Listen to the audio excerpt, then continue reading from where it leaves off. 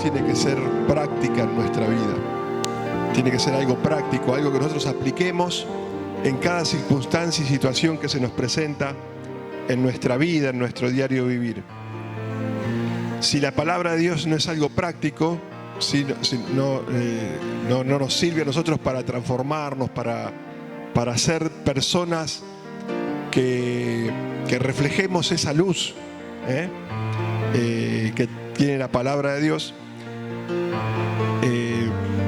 tenemos que hacer un cambio en nuestra manera de ver la vida. Cuando esta palabra de Dios no nos transforma, algo está pasando.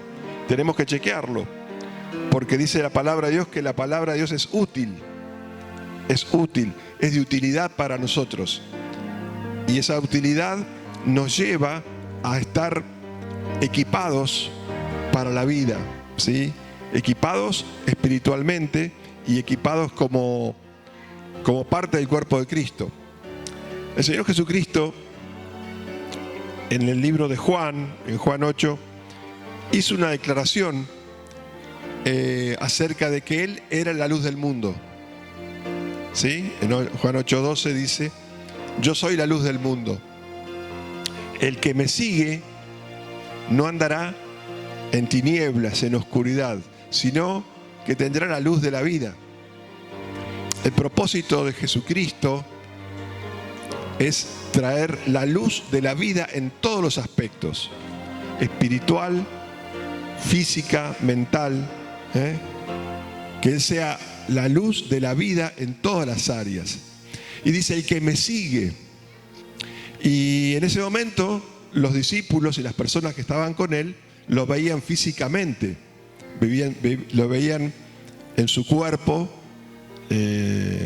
completamente, y lo podían seguir físicamente también. Muchos lo seguían físicamente, pero no lo seguían de corazón. Lo seguían porque les daba de comer, porque los alimentaba, porque les impresionaba el mensaje que Él traía, pero nada más, no los transformaba. Cuando Jesús habla de seguir, está hablando también de una transformación, de un cambio en nuestra vida, como dice en Romanos 12:2.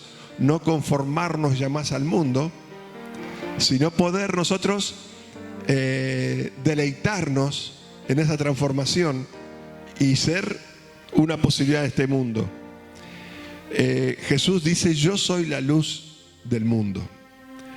Y hoy nosotros, Cristo vive en nosotros a través de ese Espíritu. En el Espíritu Él está morando en nosotros y tenemos la posibilidad de ser luz. Y para ser luz tenemos que incorporar características de Cristo para ser esa luz.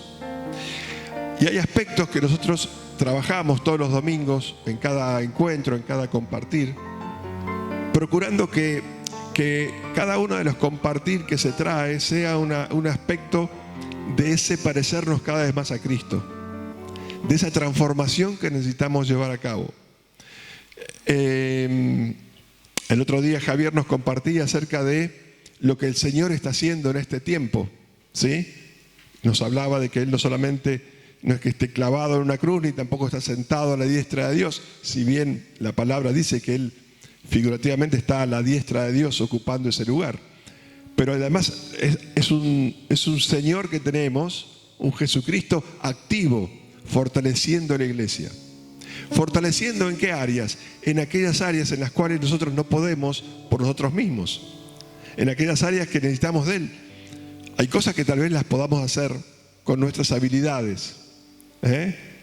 A los 5 sentidos todos tenemos habilidades, pero hay cuestiones espirituales que necesitamos desarrollar y Él nos tiene que fortalecer. Si no ponemos nuestra mirada en Él, difícilmente podamos recibir esa fortaleza que necesitamos del Señor.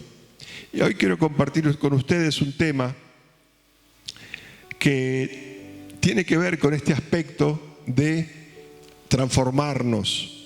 Es un tema que lo hemos trabajado ya en otras oportunidades, hemos hablado, hemos estado compartiendo las Escrituras, pero que, ¿saben qué? Se necesita cada día renovarnos en estas cuestiones, cada día, porque cada día trae su afán, dice la palabra de Dios.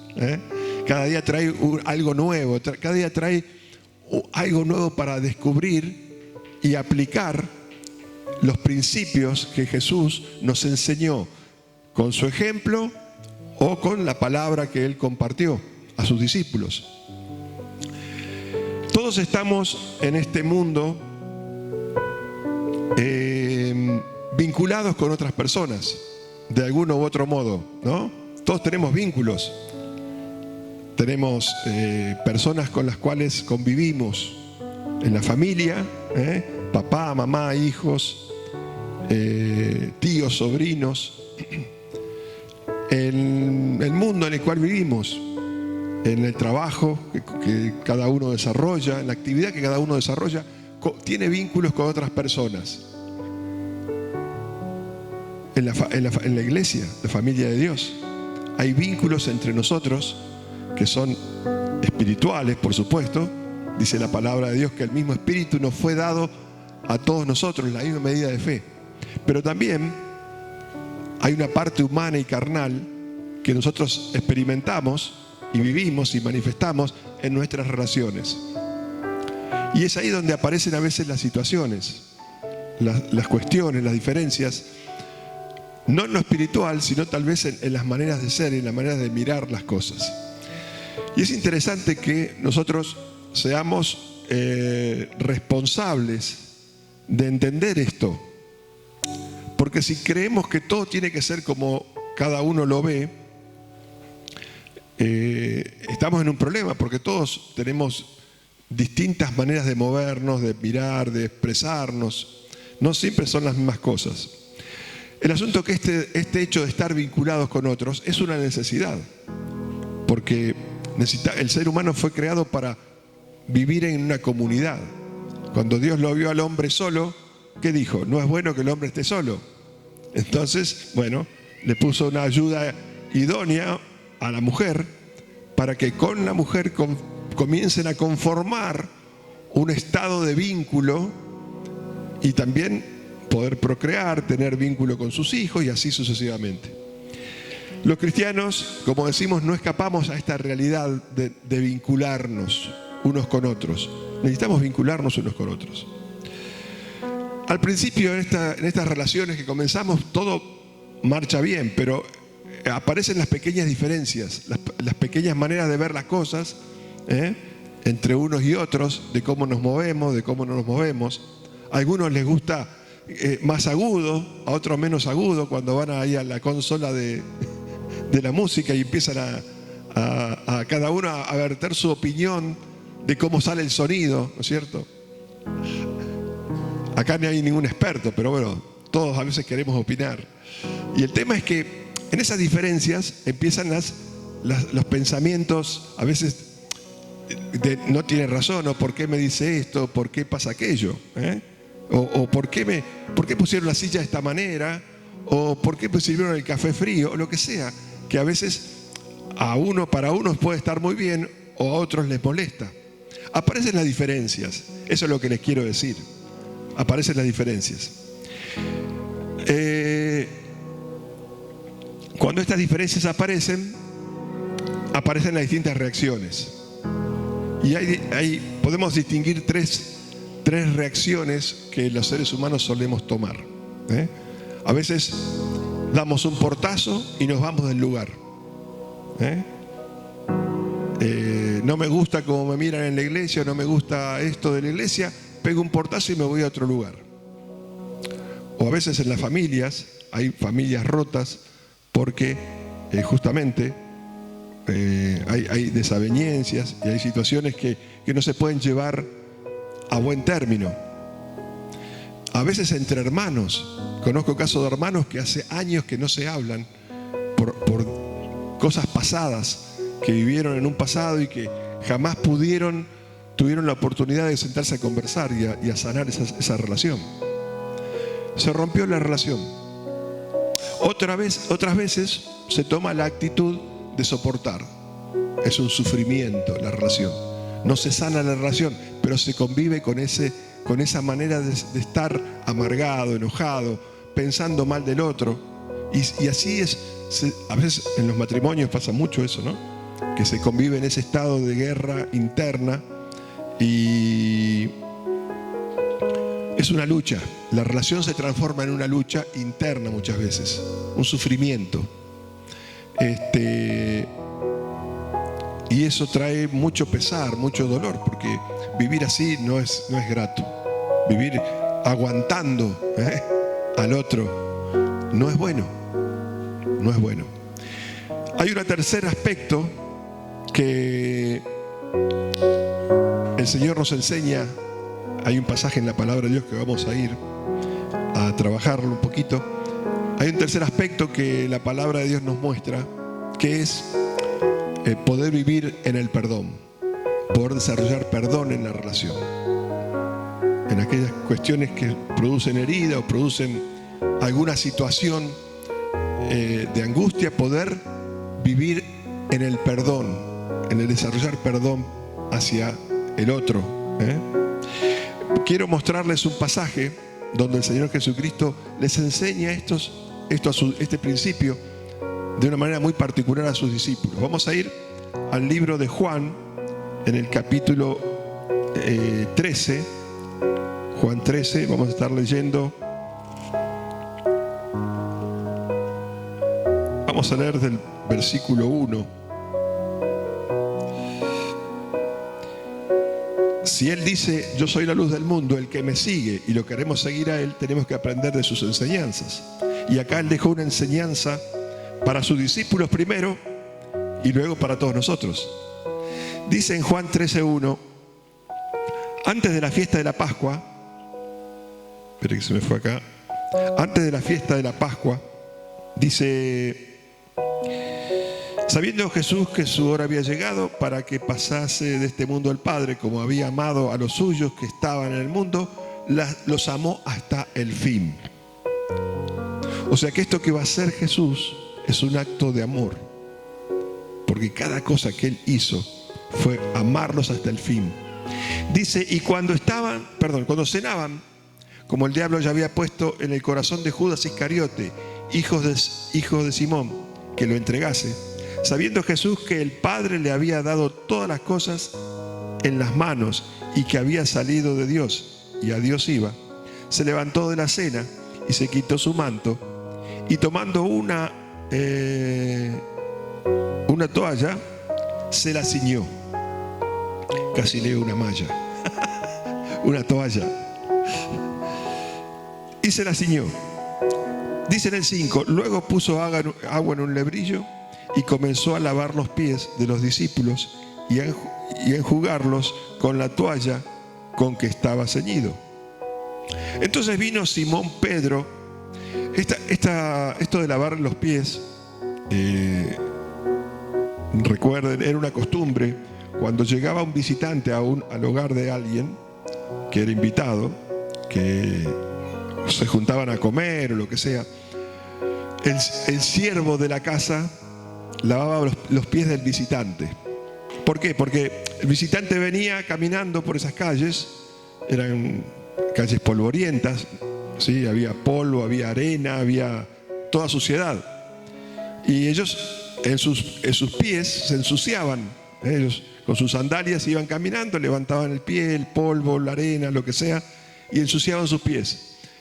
Y un acto que llevaban a cabo era cuando llegaban a la casa del que los recibía, el siervo de la casa lavaba los pies de los invitados. Acá Jesús hace lo mismo con sus discípulos, haciendo una simbología entre esa costumbre oriental que ellos tenían con lo que espiritualmente les va a enseñar, con lo que espiritualmente Él les quiere transmitir.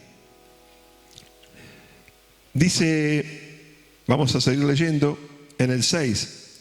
Entonces vino a Simón Pedro, le dijo, Señor, ¿tú me lavas los pies? Claro, porque era una costumbre que lo hacían los siervos. Ellos nunca pensaron de que su Señor le iba a lavar los pies. Se sorprendió.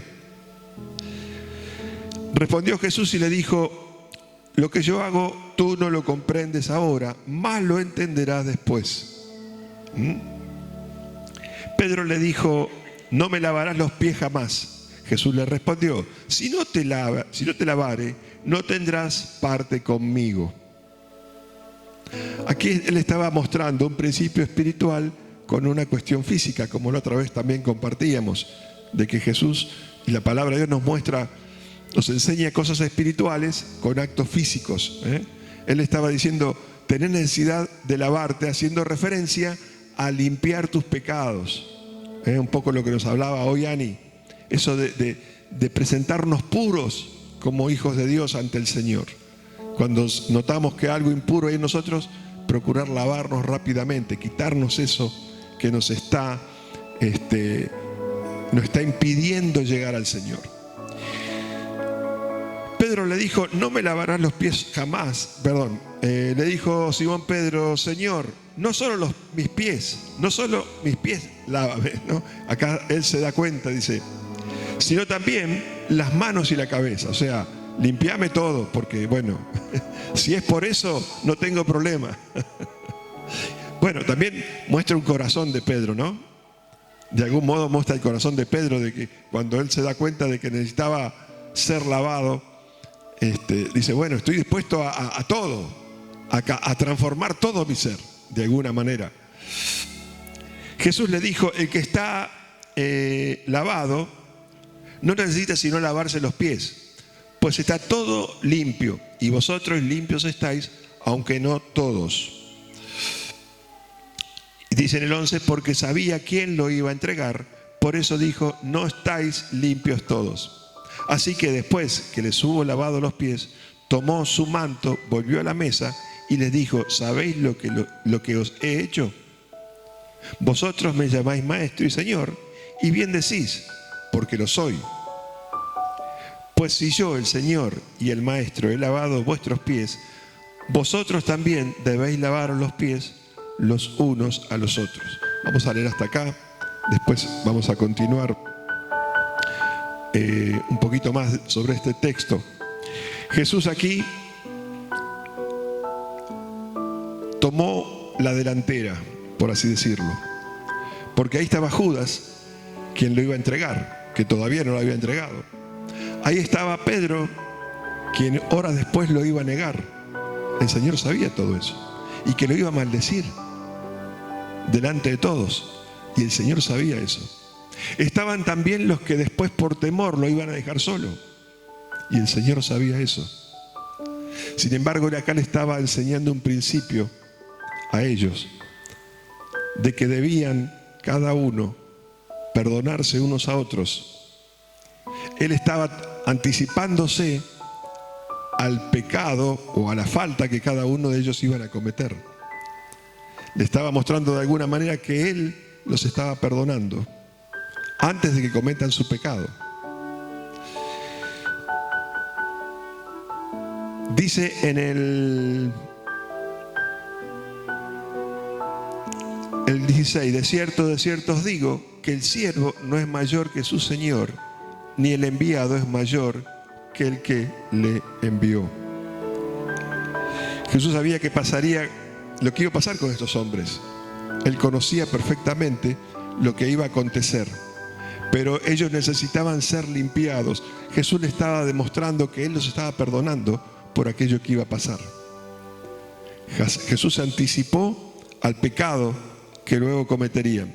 Él lo sabía, pero aún así los amó hasta el fin y se los demostró.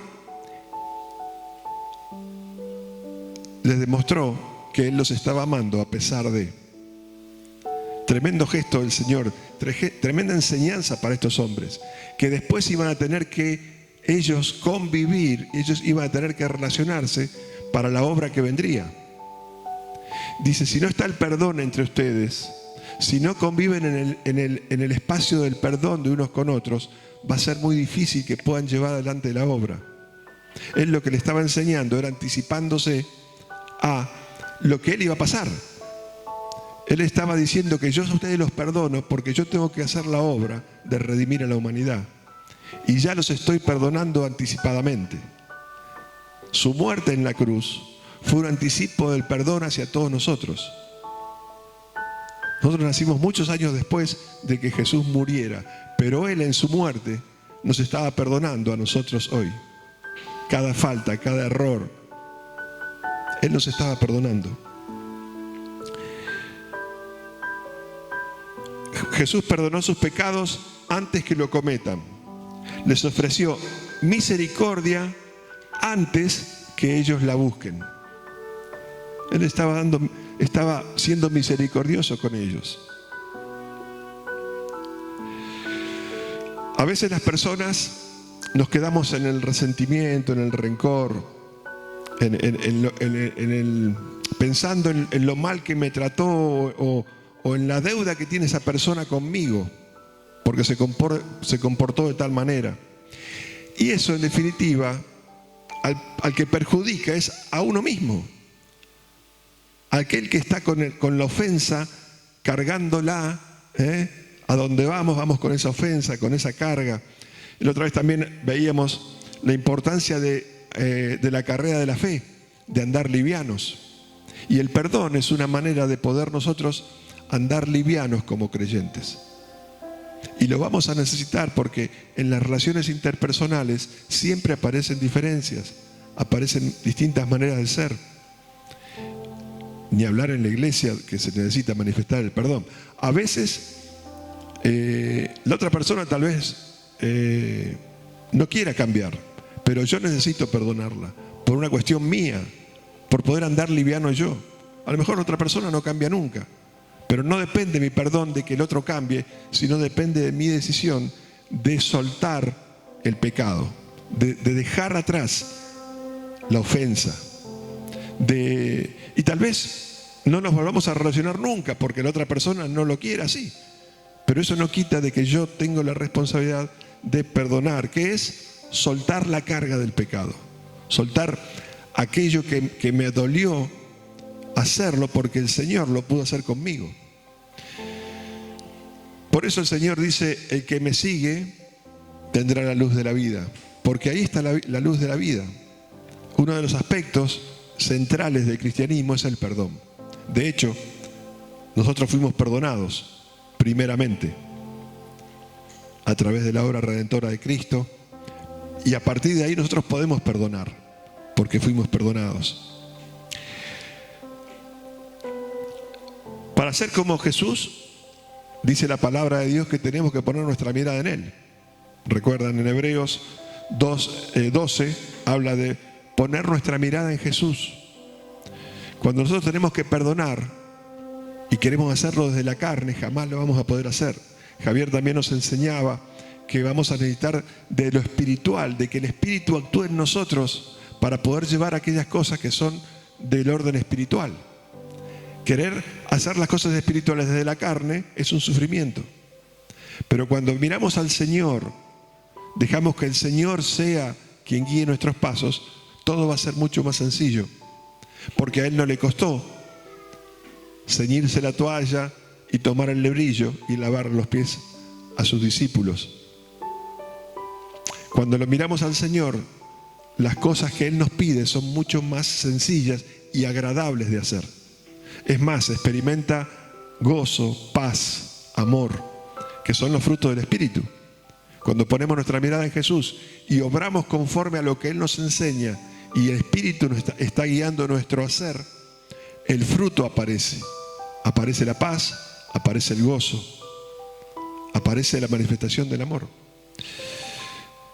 Por eso Él es la luz de la vida.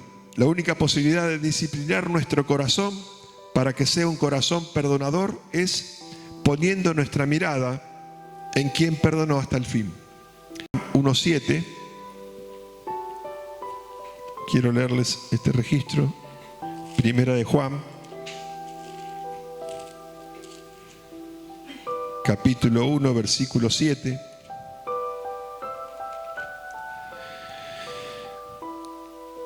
Pues si andamos en luz, o sea, siguiéndole a Él, ¿no?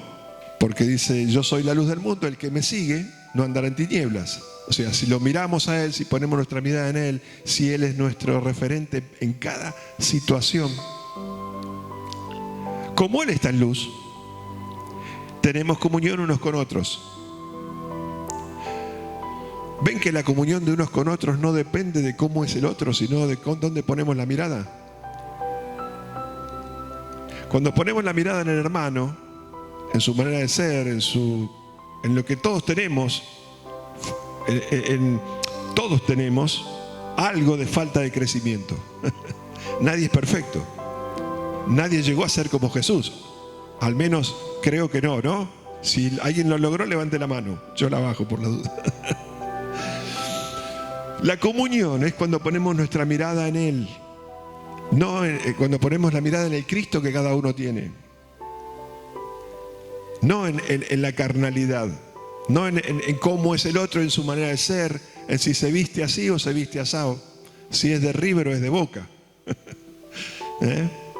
Esas rivalidades están en el mundo. Entre nosotros no debería existir esa manera de movernos. Si decimos que tenemos comunión con Él y andamos en tiniebla, dice en el 6, mentimos y no practicamos la verdad. Pero si andamos en luz, como Él está en luz, en el 7, tenemos comunión unos con otros. Y la sangre de Jesucristo, su Hijo, nos limpia de todo pecado. La sangre de Jesucristo es lo que nos limpia de todo pecado. En aquel momento, Él simbolizó, mediante el lavado de los pies, ese lavamiento que luego vendría, que es el lavamiento por medio de su sangre. Hoy ya no es el agua que Él utilizó en ese símbolo que utilizó de lavar los pies a sus discípulos. Hoy hay un lavado que se hace, que es mucho más espiritual y efectivo, que es la sangre de Cristo, que nos limpia de todo pecado. Debido a que Él vive en nosotros, cada uno de nosotros podemos hacer lo mismo. Él vive en nosotros. Dice la palabra que llevemos todo pensamiento a la obediencia a Cristo, que tenemos la mente de Cristo, que Él habita espiritualmente en nosotros. O sea que no tenemos excusa para no perdonar, para no vivir en el perdón. Y vuelvo a reiterar, vivir en el perdón no quiere decir que tal vez volvamos a tener la misma relación que teníamos antes porque la otra persona no lo quiere y está perfecto. El tema es yo no cargarme con el pecado, con la condenación, con la bronca, con el enojo, porque eso me detiene como creyente. Él vive en nosotros, por lo tanto podemos hacer lo mismo. Porque Él ha perdonado, nosotros podemos perdonar. Porque Él tiene un corazón que perdona, nosotros podemos tener un corazón que perdona. Lo podemos tener, si es que lo miramos a Él. Cualquiera puede decir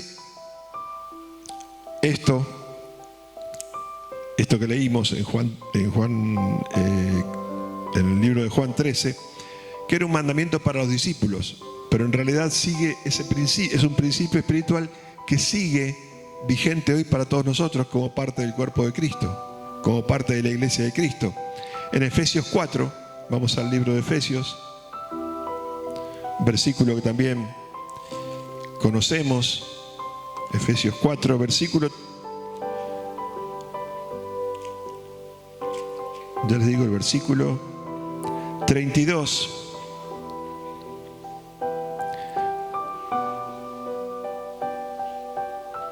Vamos a leer desde el 30, que está muy interesante. En realidad todo está muy interesante, pero vamos a leer desde el 30.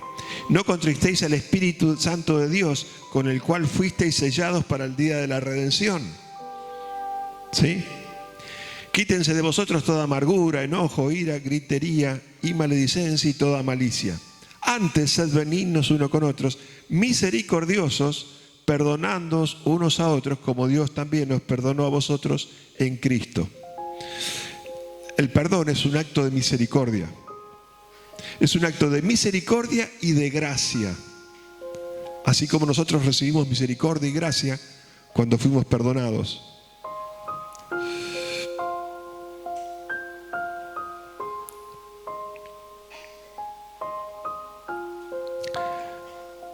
A veces la tendencia de la carne es que digamos, yo no puedo hacerlo. No puedo perdonar a esta persona. lo que me hizo es imperdonable. En realidad, nada es imperdonable si miramos lo que Dios nos perdona a nosotros.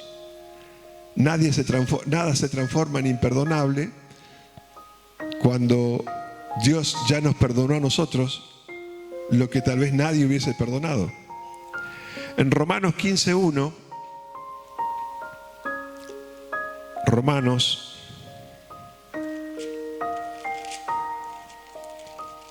15,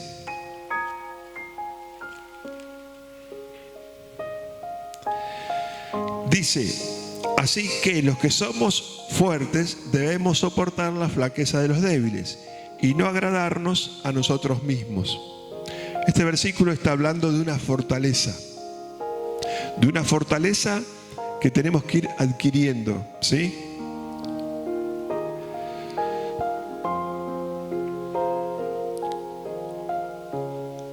Aquí en Romanos 15:1 habla de los que somos fuertes.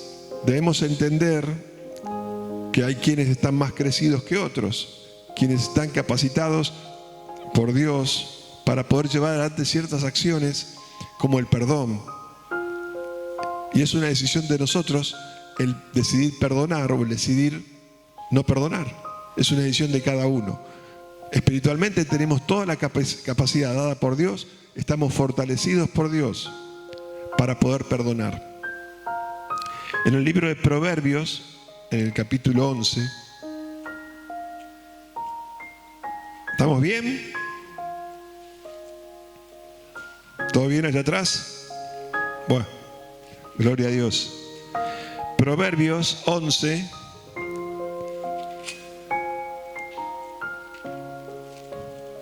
en el versículo 17.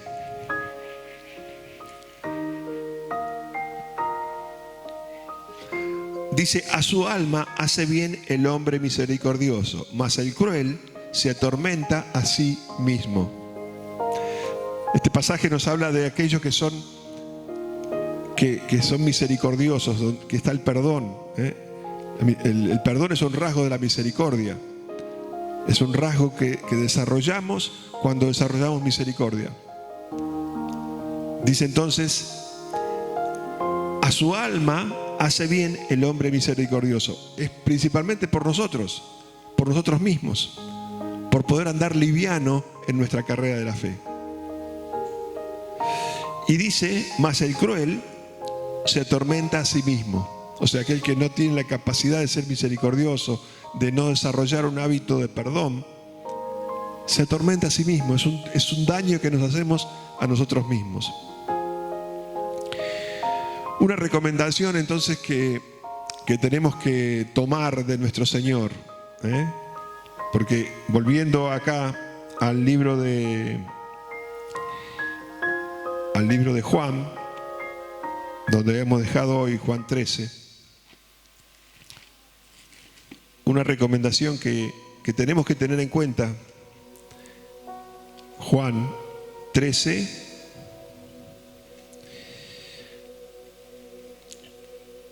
en el 14 dice: pues si yo, el Señor y el Maestro, he lavado vuestros pies, vosotros también debéis lavaros los pies los unos a los otros.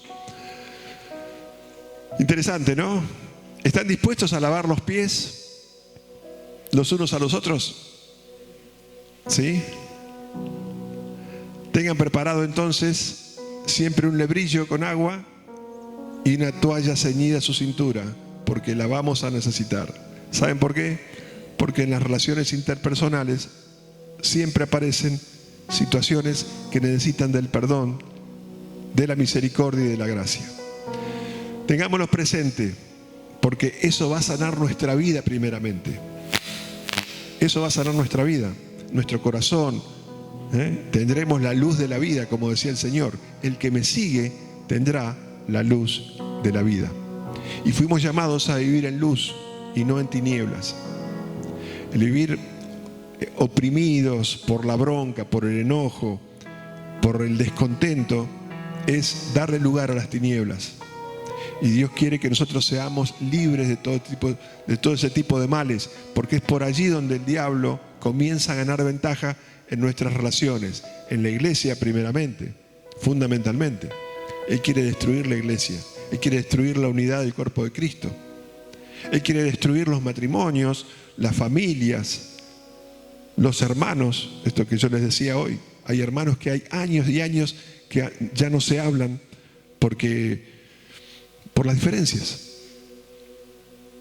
Y a veces tal vez el otro no quiera hablar más, pero el tema que a mí no me afecte, que yo pueda perdonar y seguir mi carrera como creyente, mi carrera de la fe. Padre, quiero darte gracias en el nombre de Jesucristo por enseñarnos a través de nuestro Señor Jesucristo estos principios que son para nuestra vida, son para vivir en luz, para alejarnos cada vez más de las tinieblas que abaten este mundo. Sabemos que esas tinieblas proceden o aparecen o son la consecuencia de la falta de luz. Y vos nos has llamado a vivir en luz, a vivir sobriamente, a estar velando mientras esperamos que Cristo vuelva. Te damos gracias en el nombre de Jesucristo. Amén.